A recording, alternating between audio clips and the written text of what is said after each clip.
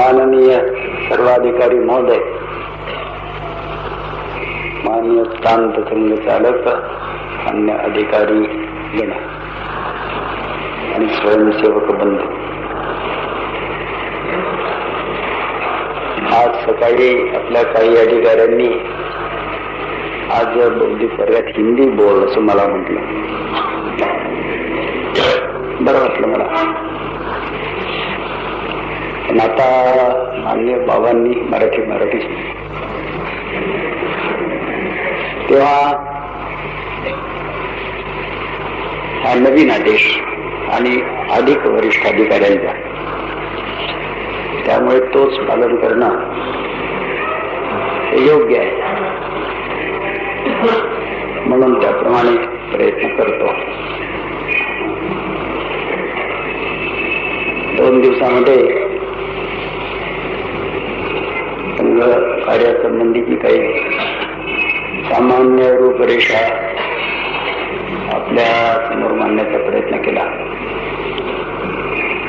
पूर्ण तर मांडू शकते नाही इतक्या थोड्या वेळात, परंतु काही नेहमी आपल्या ध्यानात ठेवण्याकरता आवश्यक असलेल्या गोष्टी म्हणून काही थोड्याशा सांगितल्या.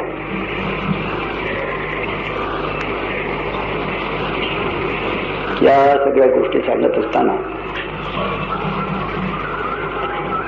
आपल्या 2-3 महिन्याच्या पूर्वीच्या प्रवासातला एक अनुभव मला आठवला.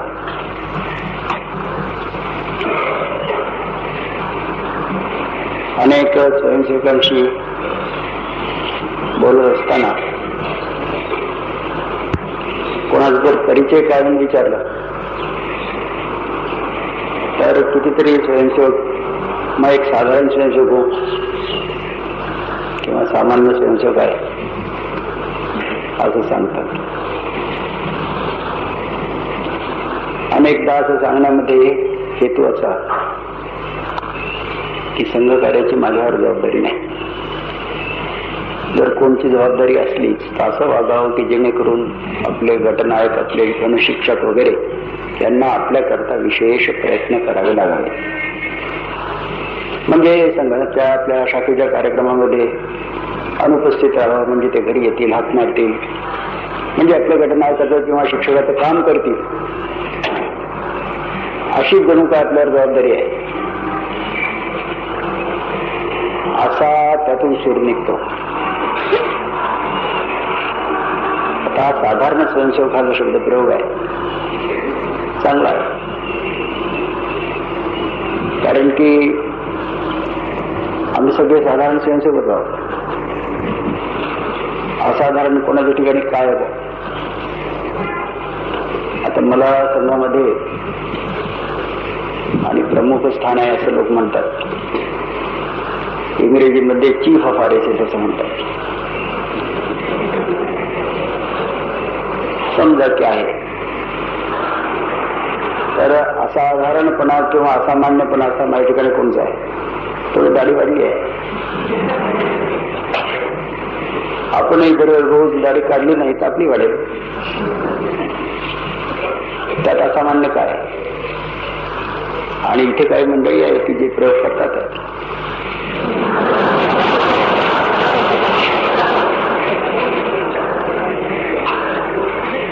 त्यामुळे विशेषपणा असं काही नाही. मला एक फार जुनी आठवण आहे. ती आठवण म्हणजे आपल्या संघाचं कार्य ज्यांनी सुरू केलं त्यांच्या संबंधीची. ते आपल्या सहकारी बंधूंना आग्रहपूर्वक एकदा असं म्हणाले की सरसंघचालकाचं जे काम आहे ते दुसऱ्या कोणाला तरी करण्याकरता मग तयार करा. म्हणजे त्याच्यावर ही जबाबदारी टाकून मग एक साधारण स्वयंसेवक म्हणून मला मोकळेपणानं काम करता येईल. आणि स्वयंसेवक कसा असावा याच्या संबंधी माझ्या ज्या काही अपेक्षा आहेत, इच्छा आहेत, त्या अपेक्षाप्रमाणे स्वतः वागून आपल्या बरोबर काम करणाऱ्या लोकांना एक उदाहरण घालून देता येईल. म्हणजे त्यांची कल्पना साधारण स्वयंसेवक होऊन राहण्याची होती. परिस्थितीनं त्यांना तसं राहू दिलं नाही आणि म्हणून संघाचा प्रमुख म्हणून त्यांना काम करावं लागलं. त्यांनी अशी अपेक्षा का केली, अशी इच्छा का ठेवली मनामध्ये? तर याचं कारण एकच की साधारण स्वयंसेवक असणं ही आपल्या संघटनेमध्ये फार प्रतिष्ठेची गोष्ट आहे. फारच प्रतिष्ठित. म्हणजे आपण सगळ्या समाजामध्ये देशामध्ये हिंडत असताना जर कोणी विचारलं किंवा तुझ्या आयुष्यामध्ये सगळ्यात मोठी अभिमान करण्यासारखी गोष्ट तुला कोणची वाटते, तर मला तर असं म्हणावं असं वाटेल की मी स्वयंसेवक आपल्या संघाचा. यापेक्षा अभिमानाची दुसरी कोणतीच मोठी गोष्ट नाही. बाकी काही शिकलो, काही युनिव्हर्सिटीच्या उपाध्या मिळाल्या, काही लोकांना शिकवलं की कुठे जाऊन भाषण करतो, काही लोक येऊन आहार घालतात, काही साष्टांग नमस्कार करतात. माझ्या या पेशामुळे मला नमस्कार जास्त प्राप्त होतात, तर त्याच्यात मला काही मोठा गौरव वाटत नाही. मोठे मोठे लोक भेटतात, आपल्या देशातले भेटतात, बाहेरचे भेटतात. धर्माच्या क्षेत्रामध्ये मोठमोठे साधू पुरुष भेटतात, त्यांची आपल्यावर कृपाच आहे. राजकारणातले क्षेत्रातले भेटतात, शिक्षण क्षेत्रातले भेटतात. निरनिराळ्या समस्या समोर मांडतात आणि म्हणतात की आम्हाला काही तुम्ही यात सल्ला द्या. या सगळ्या गोष्टी एका प्रकारे मनामध्ये अभिमान उत्पन्न करणाऱ्या आहेत, नाही असं नाही. परंतु मला असं कधी वाटलं नाही की याच्यामध्ये काही मोठा अभिमान करावा. पण अभिमान करण्यासारखी गोष्ट जर कोणती असेल तर ती हीच आहे की ईश्वरी संकेताना आणि योगायोगाने मी आपल्या संघाचा स्वयंसेवक आहे. म्हणून स्वयंसेवक असणं याहून मोठी अभिमानाची आणि सन्मानाची गोष्ट आपल्याकरता दुसरी नाही. आता आपल्याला असं वाटेल की असं जर असेल तर आपले हे सगळे अधिकारी आहेत, सरसंघचालकापासून तो तहत गटनायकापर्यंत, यांचं काय? तर आपण आपल्या कार्याची व्यवस्था केलेली आहे. कारण की कोणतेही संघटन व्यवस्थेशिवाय चालू शकत नाही आणि आपल्याला तर संघटनच चालवायचं आहे, तेव्हा ती व्यवस्था आपण केलेली आहे. आणि स्वयंसेवक म्हणून त्या व्यवस्थेमध्ये एकेकाला एक एक जबाबदारी सोपवलेली आहे. म्हणजे आता जबाबदारीचं ओझं बाळगणारा तो स्वयंसेवक आहे. परंतु त्याच्याही आयुष्यामध्ये सगळ्यात मोठी अभिमानाची गोष्ट कोणती जर मानायची असेल तर हीच, हा आमचा कोणताही अधिकारी असला तरी स्वयंसेवक आहे, हीच अभिमानाची गोष्ट. तेव्हा आपण आपल्या सामान्य जीवनामध्ये जेव्हा म्हणतो की मी एक सामान्य स्वयंसेवक आहे, आपल्या जबाबदारीची जाणीव आपण आपल्या हृदयामध्ये ठेवली पाहिजे. फार मोठी ही जबाबदारी आहे. समाजही आपल्याकडे पाहतो आणि समाज आपल्याकडे हा एक स्वयंसेवक म्हणून पाहतो. समाजाच्या मोठमोठ्या आपल्या बाबतीत अपेक्षा आहेत, तशा अपेक्षा असाव्यात असं आपल्याला वाटतं आणि त्या अपेक्षा आपण पूर्ण करून त्याहूनही सरस ठरावं असंही वाटते. तेव्हा साधारणपणे आपण कोणत्या गोष्टीकडे लक्ष द्यावं? आता प्रथम शाखेच्या संबंधाने विचार करू. शाखा आपली रोज भरावी, वेळेवर भरावी. शाखेत भिन्न भिन्न प्रकारचे कार्यक्रम व्हावे. सर्व स्वयंसेवकामध्ये खेळीमेळीचं, स्नेहाचं, प्रेमाचं, शुद्धतेचं वातावरण असावं. आपापसामध्ये विचार विनिमय, चर्चा इत्यादी करून आपल्या अंतःकरणामध्ये ध्येयाचा सुस्पष्ट साक्षात्कार नित्य अधिकाधिक स्पष्ट आणि बलवान करीत राहण्याची आपल्या ठिकाणी प्रेरणा, इच्छा असावी. सगळ्यांनी मिळून आपण आपल्या प्रार्थनेचा उच्चार करावा, गंभीरपणानं करावा, श्रद्धेनं करावा, समजून करावा. आपले जे परम पवित्र प्रतीक म्हणून आपला हा पुनीत ध्वज आहे, त्याला आपण सगळ्यांनी मिळून नम्रतेनं प्रणाम करावा. बसून आपापसामध्ये बोलावं, गोष्टी कराव्या, कोण आला नाही याचा तपास करावा इत्यादी. ह्या आपल्या रोजच्या शाखेच्या संबंधातल्या नेहमीच्या गोष्टी आहेत. यात आपलं काम काय? तर आपलं काम हे आहे की जर शाखा नियमितपणाने वेळेवर सुरू व्हायची आहे, तर शाखा सुरू होण्याची जी काही वेळ असेल त्याच्या पुरेसं पूर्वी आपण आपल्या घरून निघावं किंवा जिथे असो तिथून निघावं आणि जाऊन आपल्या त्या शाखेमध्ये वेळेच्या 2 मिनिटं पूर्वीच, कमीत कमी 2 मिनिटं उपस्थित व्हावं. कोणी आपल्याला बोलवायला येईल आणि नंतर पण जाऊ याची वाट पाहू नये. त्याची वाट पाहण्याची काही आवश्यकता नाही. बोलवायला येणारा आपलं कर्तव्य करील, पण त्याला कर्तव्य करण्याकरता वाव असावं म्हणून आपण घरीच बसून राहणार, हे काही आपलं काम नाही. ही पहिली गोष्ट आपण सगळ्यांनी लक्षात ठेवावी. त्यानंतर विचार करावा की मी तर संघटन करणार मनुष्य आहे, एकलकोंड्या नाही. मग शाखेत जाताना जवळपास जे काही स्वयंसेवक राहत असतील त्यांना हाक मारून आपल्या बरोबर का नेऊ नये? ही सामान्य मित्रत्वाची गोष्ट आहे. याच्याकरता जबाबदारीची आवश्यकता कुठे आहे? गटनायक किंवा शिक्षक बनण्याची आवश्यकता कुठे आहे? साधं मित्रत्व आहे की आपण कुठे जातो चांगल्या कामाला, आपल्या बरोबर आपला मित्र यावा आणि जवळपास आपल्या घराच्या किंवा आपण ज्या वाटेने जाणार त्या वाटेच्या आसपास असणारे जे काही आपले बंधू असतील त्यांना हात मारून आणि आपल्या बरोबर घेऊन हसत खेळत आनंदाने आपल्या संस्थानावर पण पोहोचावं. हेही आपल्याकडून स्वाभाविकपणे घडलं पाहिजे. स्वाभाविकपणे घडलं पाहिजे.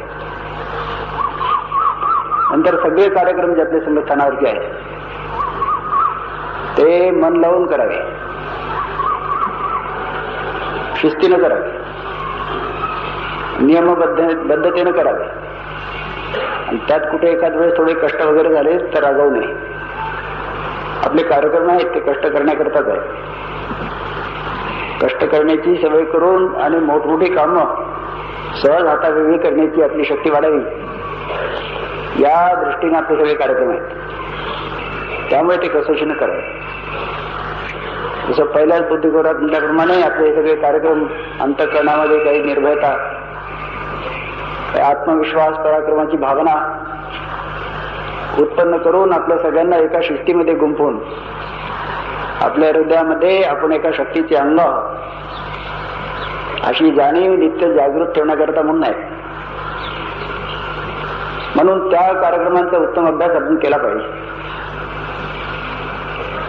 प्रार्थना आणि ध्वजप्रणाम, ध्वजावतरण झाल्यानंतर इकडे म्हटल्यावरही आणि घाईघाईने घरी पळून जाण्याची इच्छा का व्हावी? होऊ नये. घरी जाण्याची किंवा इतरत्र कुठे भटकण्याची इच्छा होणं याचा अर्थ काय होईल की आपण आपल्या शाखेत आलो, बळे आलो आणि एकदाचे सुटलो अशी आपली प्रवृत्ती आहे असा अर्थ होईल. आपण काही कोणाच्या बलात्कारामुळे शाखेत येत नाही, येऊ नये, हृदयापासून यावं असं आपल्या इथे म्हटलं जाते, अशी आपली अपेक्षा आहे. तेव्हा इथून पळून जाण्याची इच्छा का? असं वाटतं की थोडा वेळ आणखी बसावं, आपले सगळे अभिन्न हृदय मित्र आहेत त्यांच्याबरोबर बसावं, गोष्टी कराव्या. मग बसून गोष्टी कराव्या 2 प्रकारे. एक प्रकार म्हणजे आपल्या शाखेमध्ये येणारे आपले स्वयंसेवक बंधू आहेत त्यापैकी कोण आला ना आला याची नीट माहिती करून घ्यायची. कोण आला नसेल तर का आला नाही याची विचारपूस करायची. हा नित्याचा आपला औपचारिक भाग. आणि दुसरा भाग की नित्य आपल्या ध्येयाचं स्मरण करायचं, मातृभूमीचं स्मरण करायचं, मातृभूमीच्या पवित्रतेचं स्मरण करायचं. अगदी हिमालयापासून तर दक्षिणेच्या महासागराच्या तीरापर्यंत असंख्य पवित्र स्थानं विखुरलेली आहेत. त्यांची आठवण करायची. त्या प्रत्येक पवित्र स्थानाच्या मागे काहीतरी श्रेष्ठ असा इतिहास आहे, भव्य कोणतीतरी घटना आहे, त्याचं स्मरण करायचं. अनेक ऐतिहासिक स्थळं आहेत, त्यांची आठवण करायची.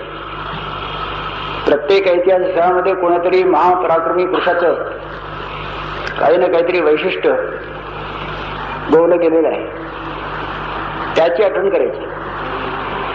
या महापुरुषाच्या वैशिष्ट्यातून जे गुण प्रकट होतात त्यांचं सगळ्यांनी मिळून एकत्र बसून स्मरण करायचं आणि विचार करायचा की हे गुण आपल्या ठिकाणी येतात की नाही. आपल्या ठिकाणी या गुणांचा आपण काहीतरी विकास करण्याचा प्रयत्न करतो की नाही, की नुसतंच आपलं शिवाजीचं नाव घेतो. सध्या शिवाजीचं नाव घेणारे फार झाले, आकारण घेतात, परंतु त्यांचे गुण आपल्या ठिकाणी आले पाहिजेत.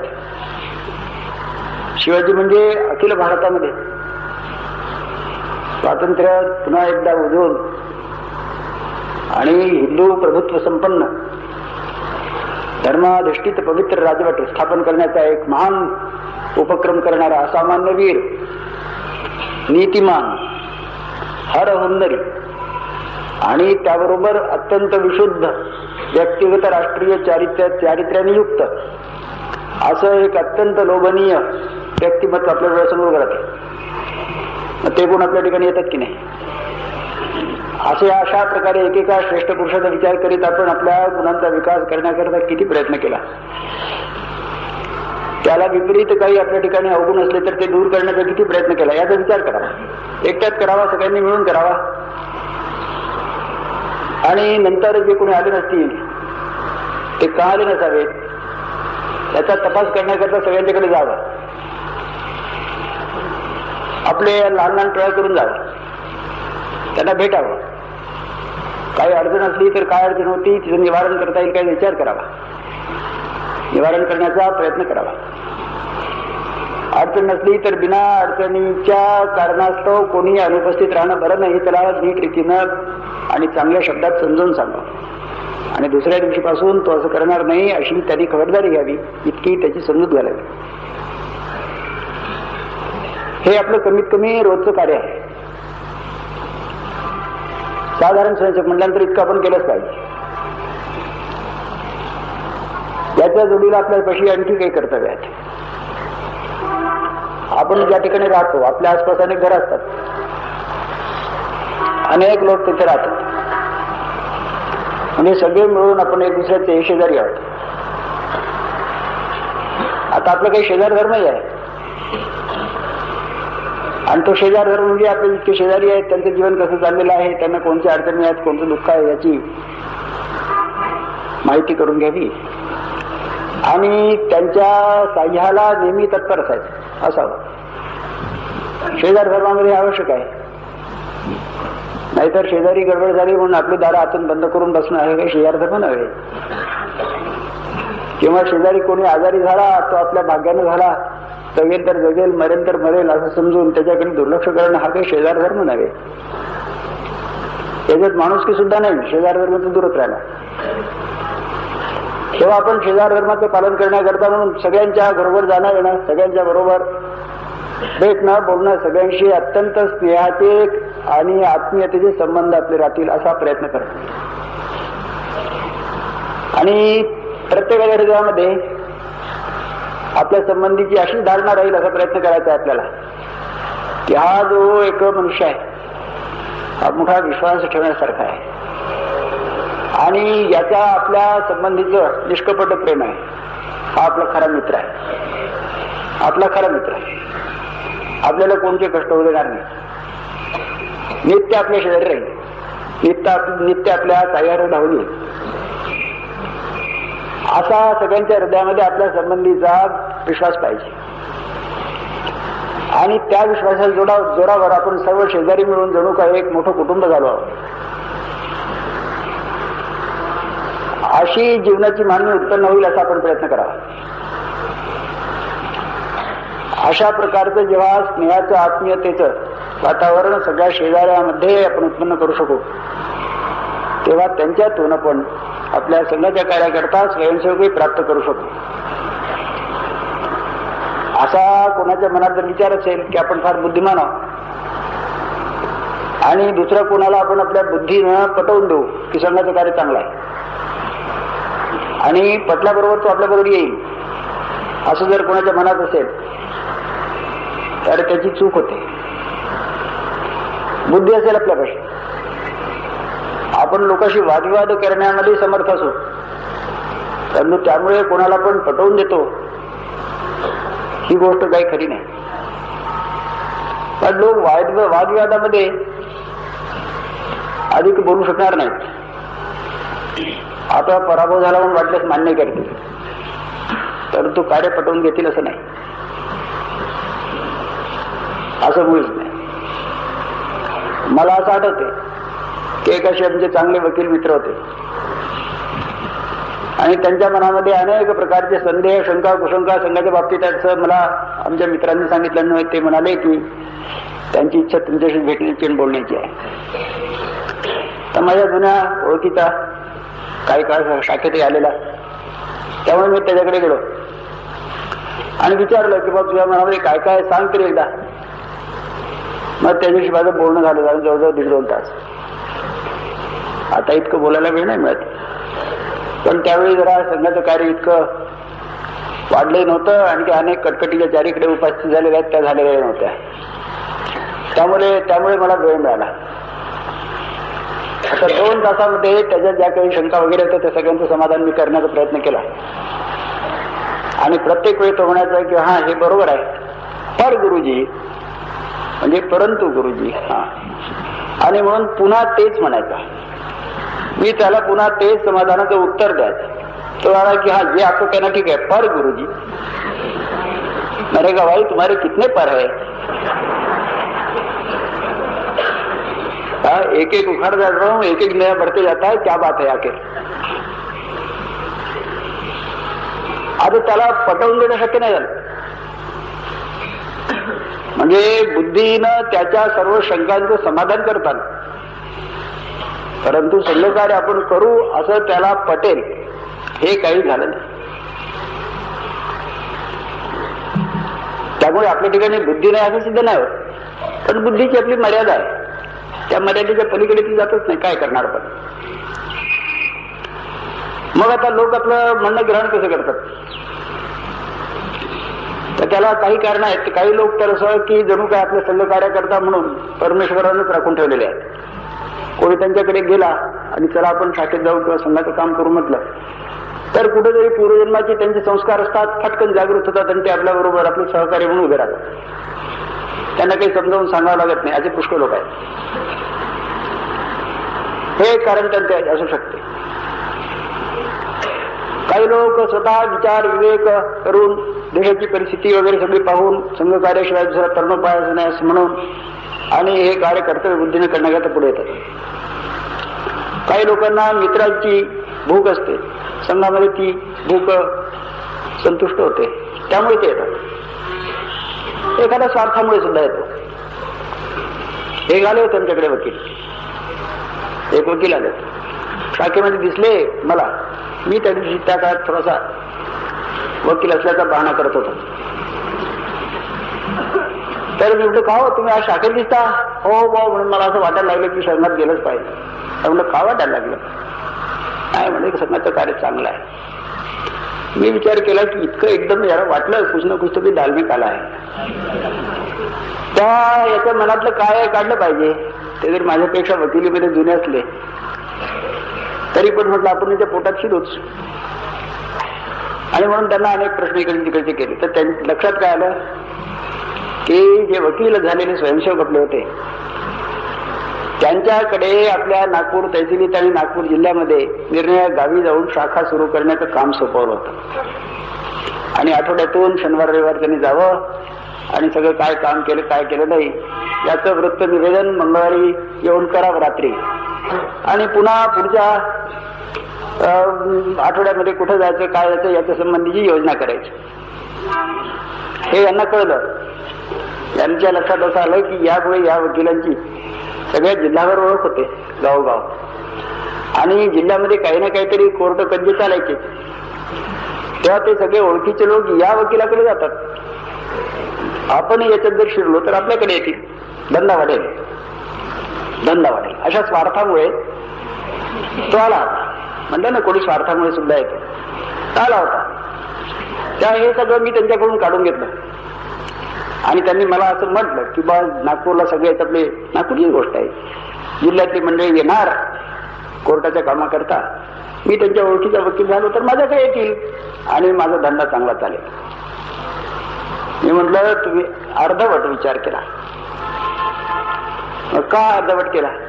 म्हटलं तुम्ही स्वयंसेवक म्हणून तुमच्याकडे आपलेपणामुळे ओढले जातील आणि तुमच्याकडे काम घेऊन येतील, परंतु त्या आपलेपणामुळे ते तुम्हाला फी नाही देणार.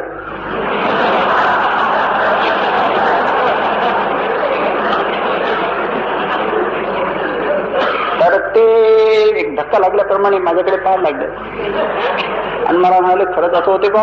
म्हटलं माझंच पहा ना.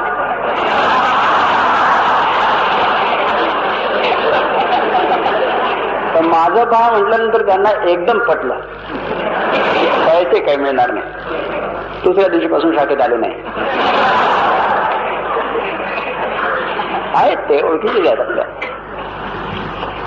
तर असं अनेक कारणास्तव, परंतु एखाद्याशी आपण वादविवाद केला आणि वादविवाद करून त्याला सर्व प्रकारे नामोहरण केलं आणि म्हणून तो आपला पराभवाचा स्वीकार करून शरण घेऊन बरोबर येतो शाखेत म्हणाला आणि शाखेत आलाय, असं काही आपल्याला उदाहरण सापडणार नाही. आणि त्यातून अशा रीतीने नुसत्याच आपण बुद्धीचा उपयोग केला आणि आपण जास्त बुद्धिमान आहोत असं दुसऱ्या समोर समजा दाखवलं तर कोणाला असं पटेल, बरं वाटेल का की हा दुसरा आपल्यापेक्षा जास्त बुद्धिमान आहे आणि आपल्यापाशी परमेश्वराने त्याच्यापेक्षा कमी बुद्धी दिली आहे असं मान्य करणं कोणालाही बरं वाटेल का? त्याला नाही वाटणार. त्याला वाटेल की हा आपल्याकडे अपमानच आहे आणि म्हणून तो आपल्यापासून दूर राहील. मला असा अनुभव आहे. माझे एक मित्र होते, विषय भिन्न, परंतु आम्ही एकाच वर्गात शिकत होतो आणि त्यांना वादविवाद खूप वाचलेला मनुष्य, बरंच अध्ययन केलेला, म्हणून वादविवाद करण्याचा त्यांना शौक होता. तर त्यांचा तो शौक पाहून मलाही शौक उत्पन्न झाला आणि आम्ही वादविवाद करायचो आणि त्या वादविवादामुळे त्यांची फारच प्रेरणा उडायची. असं 2-4 वर्ष झालं आणि काही मित्रमंडळी त्यांना हसू लागली की अरे वा तू बरा विद्वान म्हणून सगळीकडे मिरवतो ना, जिथे तर 2 गोष्टी बोलता येत नाही तुला. तर हा आपला मोठा उपहास होता असं समजून त्यांनी असा विचार केला की याच्याशी बोलल्यामुळे आपला उपहास होतो, म्हणून माझ्याशी भेटणं तो टाळायला लागला. म्हणजे जर समोरून सडकेने येताना तो मला दिसला तर जवळच्या कोणत्या तरी गल्लीमध्ये गुपचूप तो निघून जायचा. असं 2-4 जणी पाहिलं आणि एक दिवस तो असाच गल्लीमध्ये शिरत असताना डावत जाऊन त्याला धरलं. अरे म्हटलं कुठं पळतो? तो मला म्हणाला की मी तुमच्याशी बोलत नाही. म्हटलं का? म्हणजे तुम्ही सगळ्या लोकांसमोर आणि माझं हसं करता, मग आपलं स्वतःच हसं करून घेण्याकरता, अपमान करून घेण्याकरता कोण बोलेल तुमच्याशी? अरे म्हणतो तुलाच वादविवादाचा शौक आहे, मला आहे का? तुला शौक आहे तो तुझा संतुष्ट व्हावा म्हणून मी इच्छा नसताना तुझ्याशी वादविवाद करतो. आता त्यात तुझी त्रेधा तिरपीट उडते, त्याला मी काय करू? पण आता हरकत नाही, आता एक आपण निश्चय करू की आपण कधीही वादविवाद करणार नाही. नुसत्या एवढ्या वादविवादाच्या शौका करता आपण आपलं मित्रत्व सोडायचं काय? म्हणलं मित्रत्व जास्त महत्वाचं आहे, वादविवाद करणं महत्वाचं नाही. आणि असं त्याला समजावून आणि तेव्हा त्या दिवसापासून त्याशी वाद करणं सोडलं. पण मनाशी गाठ बांधली की वाद केल्याने मनुष्य आपल्यापासून तुटतात, जवळ येत नाहीत, तुटतात. तेव्हा बुद्धीचा उपयोग होतो खरा, अशा रीतीने केला तर तो आपल्याला काही उपकारक होत नाही. रीतीने केला तर तो आपल्याला काही उपकारक होत नाही. मग सगळे आपल्या जवळ येतील कसे? संघाचं कार्य आपण त्यांना समजावून सांगू शकू अशी स्थिती उत्पन्न होती कशी? त्याच्याकरता जी काही आपल्या दोघांच्या दरम्यान जे ज्याला आपण समजावून सांगणार ना आपण स्वतः, त्याच्या दरम्यान अंतःकरणाची एकता पहिले प्रस्थापित झालं पाहिजे. त्याचं आपलं हृदय एक, अभिन्न हृदय, 2 शरीर 1 आत्मा, अशी मित्रत्वाची स्थिती उत्पन्न व्हायला पाहिजे. ही स्थिती उत्पन्न झाली म्हणजे आपल्या अंतःकरणातली ध्येयनिष्ठा त्याच्या हृदयामध्ये प्रविष्ट होणं, शिरणं, याच्यात काही अडचण जात नाही. आणि अशा शुद्ध प्रेमाच्या आधारावरच एक एक मनुष्य आपण आपलासा करून आणि त्याच्या ठिकाणी आपल्याच ध्येयाची उपासना करण्याची, भक्ती करण्याची इच्छा जागृत करून आपलं सहकारी म्हणून उभं करू शकतो. याकरता आपण अगदी विचार आपल्या चारीकडे, आपल्या शेजाऱ्यांशी उत्तम वागणूक, उत्तम प्रकारे त्यांच्या जीवनामध्ये समरसून त्यांचं सुखदुःख समजून त्यांच्या सुखाची वृद्धी, दुःखाची निवृत्ती करण्याकरता वाटेल ते कष्ट उपसायची आपली नीती तयार ठेवून आणि सगळ्यांना आपलं करून घेण्याचा प्रयत्न केला पाहिजे. याविषयी कधीही आळस करू नये, कधीही असे प्रसंग टाळू नये, कंटाळा करू नये, हे नेहमी लक्षात ठेवलं पाहिजे.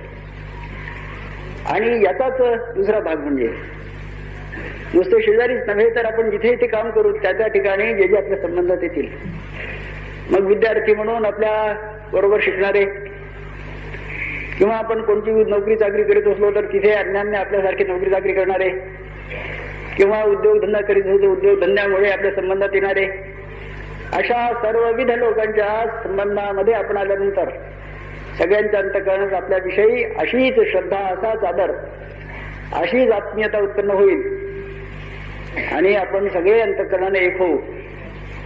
आणि एक झाल्यामुळे आपल्या हृदयातली जी काही संघाच्या संबंधीची दृढ जाणीव आहे ती त्याच्या हृदयामध्ये आपोआपच प्रस्थापित होईल, असा आपण लक्षपूर्वक प्रयत्न केला पाहिजे. हे सगळं काम जे करायचं आहे ते साधारण स्वयंसेवक म्हणूनच आपलं कर्तव्य आहे. त्याच्याकरता काही असाधारण होण्याची गरज नाही, हे प्रत्येकाचं काम आहे. आणि हे काम करीत आपण आपल्या संघकार्याची वृद्धी करू शकतो. हे सगळं करण्याकरता आवश्यक कोणती गोष्ट आहे? आवश्यक गोष्ट कोणती? तर पहिली म्हणजे लोकांच्या विश्वासाला आपण पात्र झालं पाहिजे, विश्वासाला पात्र झालं पाहिजे. आणि दुसरी म्हणजे त्यांच्याकरता खपण्याची आपली नेहमी सिद्धता पाहिजे, तेही स्वेच्छेनं, अंतःकरणाच्या स्फुरणातून. नुसतं आपलं कर्तव्य आहे बा म्हणून कसं कसं करायचं असं नाही, तर खरोखर त्याची आपली आणि अत्यंत विशुद्ध आत्मीयत्वाची स्थिती आहे असा अनुभव करू. कमीत कमी या दोन गोष्टी आपल्यापाशी पाहिजेत.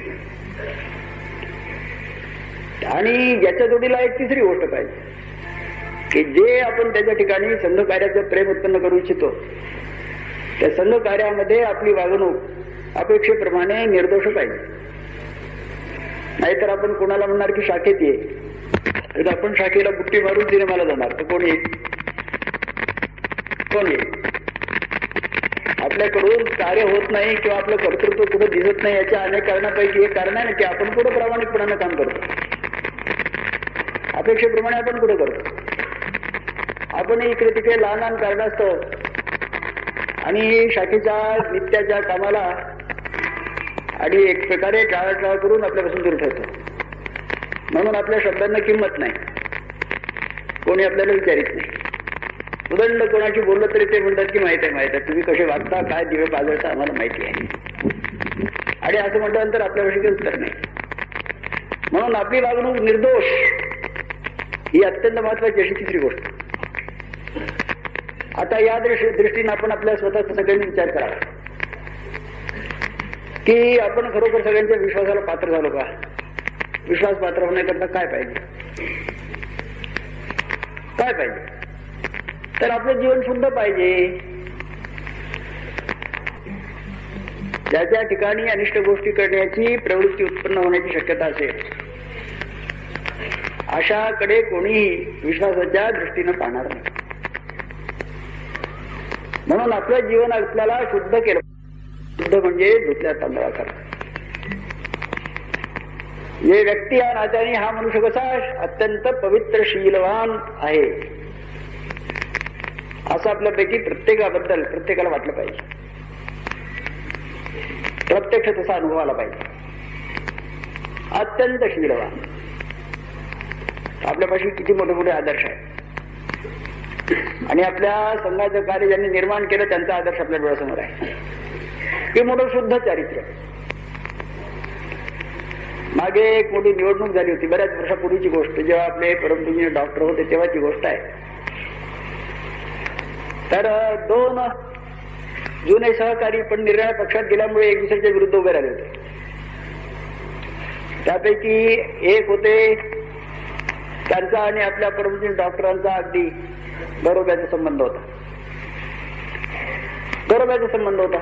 आणि म्हणून त्यांच्या करता प्रयत्न करणं हे आपलं कामच आहे असं डॉक्टर समजून काही थोडा बहुत प्रयत्न करीत होते. ते दुसरे जे ग्रस्त होते ते मोठे खरडे बोलणारे, व्याख्यान गर्जना करून असं जोरदार द्यायचे. हजारो लोक त्यांचं व्याख्यान ऐकण्याकरता म्हणून जात असत, कारण की अशा मोजक्या शेलक्या शिव्या वगैरे देण्यामध्ये त्यांचा हातखंडा होता. आणि आजकाल लोकांना शिव्या ऐकण्याची सवय झालेली असल्यामुळे त्याच्याशिवाय त्यांना भाषण गोड लागत नाही. त्यामुळे हजारो लोक जायचे ऐकायला.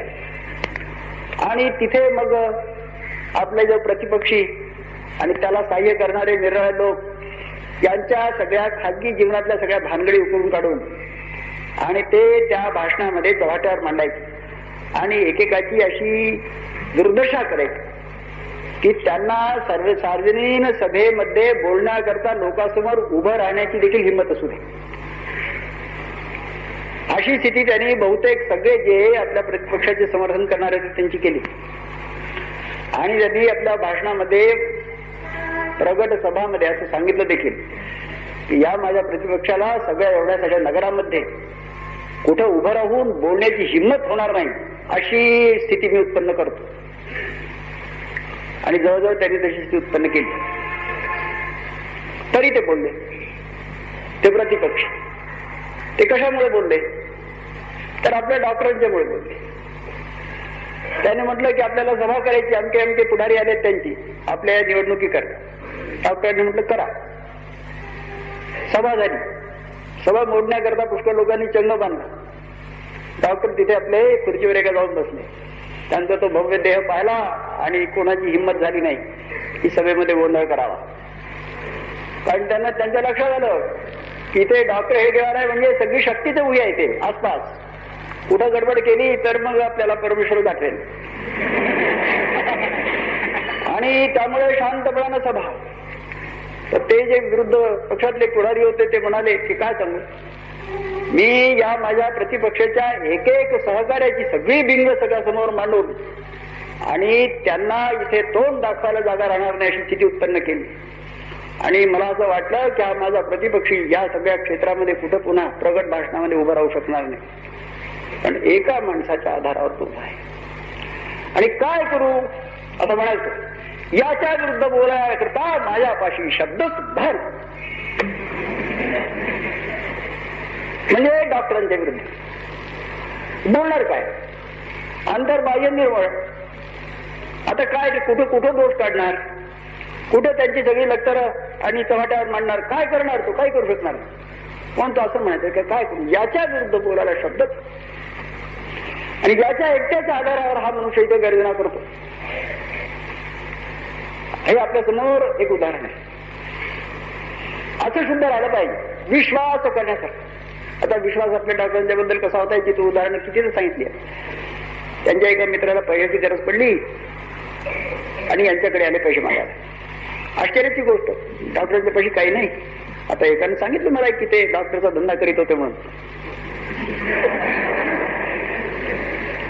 परंतु मी त्यांना धंदा करताना कधी पाहिलं नाही. हा, ते 2 औषधं बरोबर ठेवत होते. कोणते, एक विनाच्या गोळ्या आणि एक लिनिमेंट आयडीन. कोणाला काही लागलं म्हणजे ते आयडीनचा फवा लावून द्यायचा आणि कोणाला जरा बरं वाटत नाही, परसा आला वगैरे म्हणतं म्हणजे विरांची गोळी खायला सांगायची. 2 औषध आपले बाळगायचे. धंदा नाही, आपल्या स्वयंसेवकांना लागलं. तर यांच्यापाशी पैसा कुठून, तरी पण तो विश्वासाने यांच्याकडे मागायला लागला. त्याने म्हटलं की बरं पैसे आणून देतो. आता जे ओळखीची काही धनवान मंडळी होती आसपास, त्यांच्याकडे जाऊन पाहिलं तर योग असा की कोणी घरी नाही. तेव्हा एका टांग्यामध्ये बसून ते जरा लांब अंतरावर राहणारे हेच ते विरोधी पक्षाचे जे पुढारी होते त्यांच्या घरी गेले. त्यावेळी हे ग्रस्त आपल्या काही सहकार्यांच्या सह गोष्टी गप्पा करीत बसलेले होते. त्यांना पाहिलं, या डॉक्टर हेडगेवार, अरे यावेळी इकडे कोणीकडे तुम्ही वळले वगैरे, अशा जरा थट्टेच्या स्वरांमध्ये ते बोलले, कारण की आत्मीयतेचा संबंध होता. तर यांनी जर सांगितलं की यावेळी मला ते थट्टा गोष्टी करायला वेळ कमी आहे, तुमच्याशी खाजगी काम आहे आत्या. त्याच्या लक्षात आले काहीतरी गंभीर गोष्ट आहे. तर ताबडतोब तो उठला गेला. तर का पाहिजे म्हणजे आता 500 रुपयाची. म्हणाला की का, तुमचे सगळे जे तिकडे जे होते ते काय गेले का, मेले का? अरे म्हणतात की पहा, या सगळ्या गोष्टी आपण नंतर करू. पैसे द्यायचे की नाही, द्यायचे असेल तर ताबडतोब काढा, नाही तर तसं म्हणा आता दुसरीकडे जाणं. तो मला भास रागवला, तुम्ही यावं आणि मला म्हणा 500 रुपये दे आणि मी देऊ नये, माझी संपत्ती काय जायची आहे, करायची काय? ताबडतोब 500 रुपये काढून दे.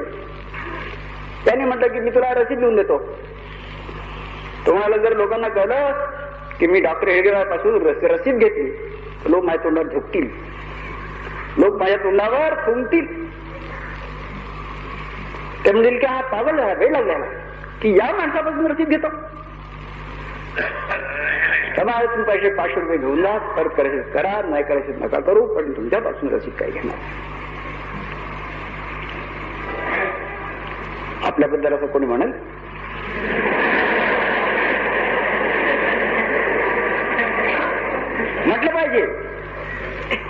म्हटलं पाहिजे. इतका विश्वास सगळ्यांच्या आपल्या आसपासच्या लोकांच्या मनामध्ये आपल्याबद्दल उत्पन्न झाला पाहिजे. इतकं शुद्धत्व अंगी बांधणं, अगदी निर्लेप सर्व बाबतीमध्ये, सर्व बाबतीत. म्हणजे दोन्ही ज्या भयंकर गोष्टी चरित्र नष्ट करणाऱ्या काम आणि कांचन, यांचा आपल्या मनावर जणू काय काही आघात होत नाही, काही आघात. इतक्या प्रमाणामध्ये आपलं अंतःकरण शुद्ध निर्लेप असं करण्याचा आपण अगदी बुद्धिपुरस्सर प्रयत्न केला पाहिजे. करता येईल, अशक्य नाही, कठीण नाही, करता येईल. तर आपण विश्वास पात्र होऊ. मग कोणाच्याही घरी येणं जाणं कोणाला असं वाटणार नाही की पहा माझ्या घरी कशाला आला पण त्यावेळी, असं वाटणार नाही. आता प्रत्येकाच्या घराची दारं आपल्याकरता 24 तास जणू मोकळीच आहे, अशी स्थिती पाहिजे. ही अशी आपली स्वतःची शुद्धता आपण निर्माण केलीच पाहिजे, तर विश्वास योग्य होतो. आणि असा विश्वास संपादन करून सगळ्याकरता खपण्याची नेहमी तयारी ठेवायची. खपायची विवेकाने, बुद्धिपुरस्सर खपायचं. म्हणजे सगळ्याचा हर काम्या विनामूल्य नोकर व्हायचं असं नव्हे, तर त्याच्या हृदयामध्ये आपल्या सन्मानानं सत्कार, आदर, आपण त्याच्याकरता खपतो याच्याबद्दल त्याच्या हृदयामध्ये संकोच उत्पन्न होईल, इतका आदर असं ठेवून आपण खपलं पाहिजे.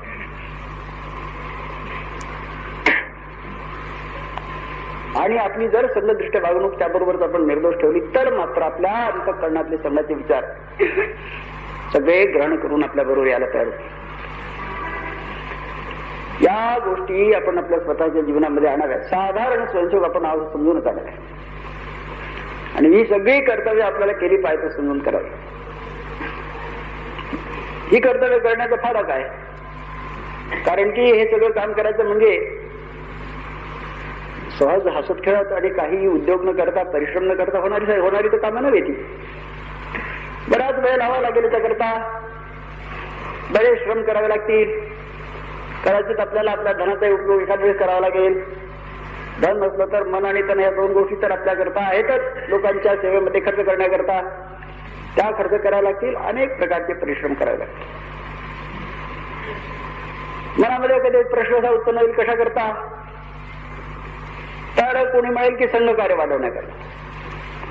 असंही वाटेल कोणाला की आता वाढवायचं म्हणजे काय, पुष्कळ झालं आहे, संघ चालू आहे. किंवा एखाद वेळेस वर्तमानपत्रात नाव येते, किंवा एखाद्या वेळेस वर्तमानपत्रामध्ये याचे विरोधी काही लोक बोलतात, तर विरोधी बोलतात, बोलणं भागच आहे, काय करणार. तर हे सगळं झालं, आता पुढे आता वाढवायचं म्हणजे कशाला वाढवायचं, आपण विचार केला पाहिजे कशाला वाढवायचं.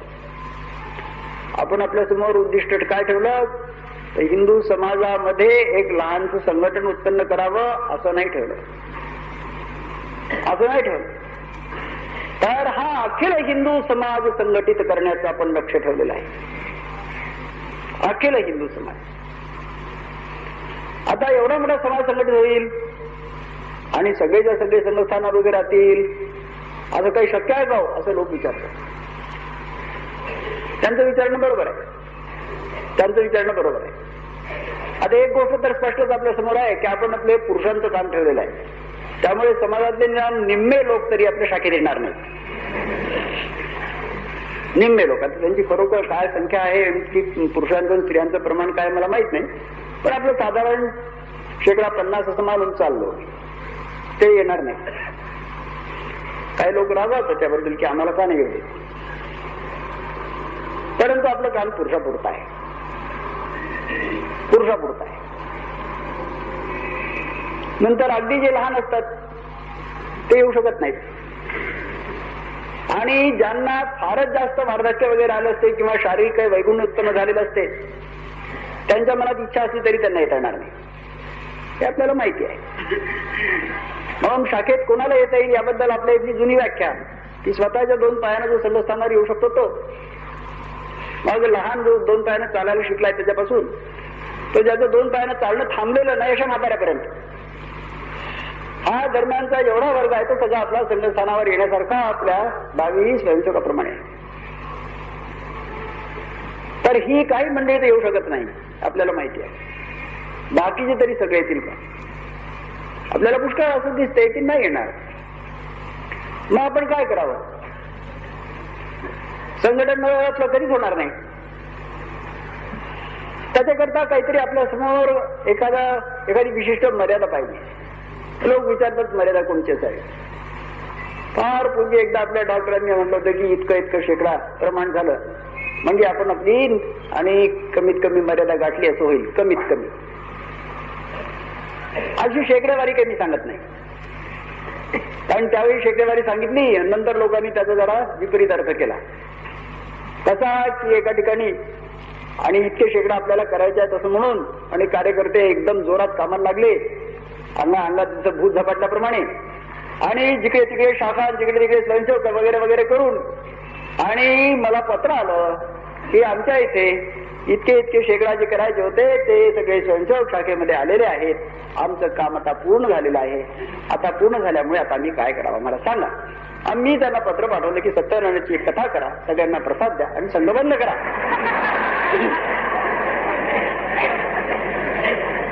आता काय म्हणणार दुसरं? म्हणजे केवढा गैरसमज करून घेतला. म्हणून असं म्हटलं की बाबा गैरसमज होईल असं काही बोलू नये, गैरसमज होईल असं काय बोलू नये. मग काय सांगावं? तर आपण जे साधारण स्वयंसेवकांच्या कर्तव्याबद्दल बोललो त्या कर्तव्यामधून आपण आपल्या सगळ्या समाजाशी आत्मीयतेचा, स्नेहाचा संबंध रोजचा हा स्थापन करण्याचा प्रयत्न करतो असं सांगितलं.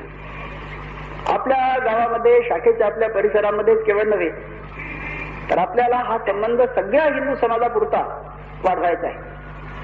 मग नगरवासी, ग्रामवासी, दुर्गम वनामध्ये, अरण्यामध्ये, गिरिकंदरामध्ये राहणारे सगळे आपले बंधू आहेत. या सगळ्याशी नित्य असा आपला संबंध राहील,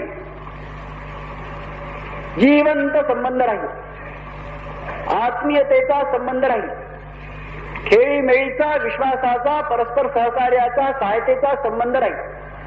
याकरता जितके कार्यकर्ते आवश्यक आहेत तितक्या कार्यकर्त्यांनी युक्त तितक्या शाखा अखिल देशामध्ये पसरलेल्या आणि नित्य चालू असणाऱ्या आपल्याला पाहिजे.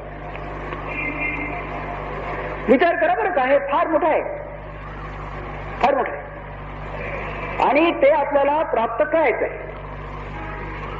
त्याच्यापेक्षा कोणतंही कमी असलेलं आपल्याला समाधान देणार नाही. तेव्हा तितकी मर्यादा कमीत कमी आपल्याला आपल्या कार्याच्या वृद्धीनं गाठायचीच आहे, आणि ती मर्यादा गाठल्यानंतर कधीही कमी होऊ द्यायची नाही. म्हणजे कार्याची तिथे वृद्धी, आणि वृद्धी झाल्यानंतर कार्याला त्याच वृद्धीच्या मर्यादेपर्यंत कमीत कमी नित्य चिरजीवी बनवून टिकवून धरणं असं आपलं जीवनव्यापी काम आपल्या समोर आहे. जीवनव्यापी असा विचार आपण करावा, आणि विचार करून आता सध्या आपलं काम किती आहे आणि जितकं पाहिजे आपण असं म्हटलं त्या मानाने ते किती अल्प आहे, आणि त्यामुळे आपल्याला साधारण स्वयंसेवक या नात्याने आपले परिश्रम किती अधिक करण्याची आवश्यकता आहे आणि त्यामध्ये हायगाय करणं किंवा टंगळमंगळ करणं हे आपल्याला कसं अनिष्ट आहे, अयोग्य आहे, न शोभणार आहे, याचा आपण विचार करा. विचार करून मग आपल्या जीवनाची पुन्हा मान्य करावी. आणि अत्यंत उत्तम कर्तृत्ववान म्हणून आपण प्रत्येकाने काम करण्याकरता पुढे यावं. ही सगळी निकड कशाला, तर आपली सगळी स्थिती आपल्याला दिसते की नाही. आपला समाज स्वतःला विसरलेला, आपलं राष्ट्र म्हणण्याची देखील अनेक लोकांची हिंमत नाही. मातृभूमीचं प्रेम हे अगदीच दुर्वळ जणू काय पडलेला असावा असं दिसते. त्यामुळे समाजामध्ये स्वार्थ बोकाळला, स्वार्थामुळे दुर्गुण बोकाळले, अनिती बोकाळली, गटबाजी बोकाळली, आपापसातले हेवे दावे बोकाळले, संबंध समाज तुकडे तुकडे होऊन छिन्न विच्छिन्न होऊन जणू काय आणि अधोगतीला लागलेला आहे अशा सारखी स्थिती आपल्याला दिसून येते. अशी स्थिती आली. आणि ज्याच्या जोडीला अनेक शत्रू आपल्या घरामध्ये शिरून बसलेले आहेत, ते शत्रुत्व करून आपल्या समाजाला सुरुंग लावून नष्ट करण्याचा प्रयत्न करण्याची एकही संधी सोडत नाहीत. आणि ज्या प्रकारे त्यांचं दिनप्रतिदिन असं सामर्थ्य वाढताय, अशा अनेक शत्रूंना मदत करणारे बाहेरचे शत्रू आहेत. बाहेरच्या शत्रूंचा जणू काय आपल्याला वेढा पडलेला आहे. आपल्या देशाला सर्व सीमावर शत्रू उभे, आणि ते केव्हा आक्रमण करतील याचा काही नियम नाही. आम्ही आपापसामध्ये सर्व प्रकारचे हे दावे, भांडणं, तंटे, चारित्र्यहीनता, राष्ट्र विस्मरण इत्यादिकाच्या योगाने जणू काय एक प्रकारची अराजकता उत्पन्न करतो. आणि या सर्व प्रकारच्या भीषण छिन्न विच्छिन्न झालेल्या अशा परिस्थितीमुळे हे आक्रमणकारी आक्रमण केल्यानंतर त्यांना थोपवून धरण्याची जणू काय आपल्यापाशी शक्ती नाही अशी आपली स्थिती आपल्याला दिसते. या सगळ्या गोष्टी आपण लक्षात जर घेतल्या तर आपल्याला एकच उत्तर आपल्या समोर आहे या सगळ्या परिस्थितीतून बाहेर पडण्याचं. ते म्हणजे शत्रू कोण आक्रमण करून त्याबद्दल रडगाणं गाणं नव्हे. शत्रूला तिसऱ्या कोणत्या देशानं मदत केली किंवा शस्त्रास्त्र दिली म्हणून आपण तक्रार करणं हे नामर्दपणाचं लक्षण आहे. आपण तक्रारी करायचं की त्याच्यापेक्षा बलवान आपण उभं राहायचं. पराक्रमी, पौरुष संपन्न आणि स्वाभिमानी अशा राष्ट्राचं काम काय? तक्रारी करणं आहे का? आपल्या बाहुबलाच्या भरोशावर उभं राहणार, आपल्या बाहुबलाच्या भरोशावर उभं राहणार. तेव्हा तक्रारी करून भागायचं नाही किंवा बाकीचे लोक आपल्यावर आक्रमण करत असून रडून भागायचं नाही. ते करणारच. जोपर्यंत आपण दुर्बळ राहून त्यांना आक्रमण करण्याकरता अनुकूलता देऊ तोपर्यंत आक्रमण करणार, आघात करणार. तेव्हा आपलं काम काय? हा आपला जो विस्कळीत झालेला समाज आपल्या आत्मविस्मरणामुळे त्याची विस्मृती दूर करायची. माझी मातृभूमी, अखिल समाज माझा, हे माझं राष्ट्र, या माझ्या भूमीमध्ये या माझ्या राष्ट्राचं जीवन सर्व समर्थ, सर्व वैभव संपन्न, स्वाभिमानी करून जगामध्ये आत्मविश्वासाने मी राहील अशी जाणीव प्रत्येकाच्या हृदयात उत्पन्न करायची. या जागृतीच्या आधारावर आणि आपल्या नित्याच्या वागणुकीच्या बळावर सर्व समाज आत्मीयत्वाच्या सूत्रात गुंफायचा. सगळ्यांना शिस्तीचं वळण लावून आणि आज येत हिमाचल सर्व संकटावर मात करणारी संघटित राष्ट्र शक्ती म्हणून आपल्या समाजाची उभी करायची. याच्याशिवाय दुसरा मार्ग नाही. बाकी सगळे मार्ग जितके आहेत चातुर मातुर जितकं बोलते तसे आहे. हे वरवरचे आहे, वरवरचे आहे. अगदी आपली सगळी जितकी काही शरीरामध्ये शिरलेली घाड आहे ती सगळी काढून आणि शरीर पूर्णपणे शुद्ध करून त्याच्या ठिकाणचं समग्र चैतन्य आणि सर्व शक्ती पुन्हा एकदा जागृत करण्याचं कार्य म्हणजे आपलं संघाचं कार्य आहे. याच्याशिवाय तरणोपाय नाही. आणि ते कार्य करण्याचा भाग्य आपल्याला लाभलेला ईश्वराच्या कृपेनं.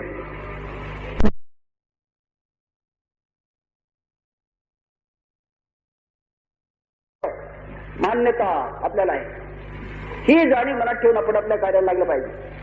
आणि प्रत्येकाने आपली सर्व शक्ती, सर्व बुद्धी, सर्व समय आणि कार्यामध्ये ओतून आणि अल्प काळामध्ये आपल्याला अभीप्सित असलेली ती संघ कार्याची अत्यंत विपुल अशी विस्तृत अशी स्थिती प्राप्त करून घेतली पाहिजे. हे आपलं कर्तव्य आहे. सगळ्यांनी लक्षात ठेवावं. आणि लक्षात ठेवून त्याकरता आपल्या इथे वर्गातून अधिकाधिक योग्य बनवून आपण जावं. एवढी सगळ्या बंधूंना यावेळी माझी प्रार्थना आहे.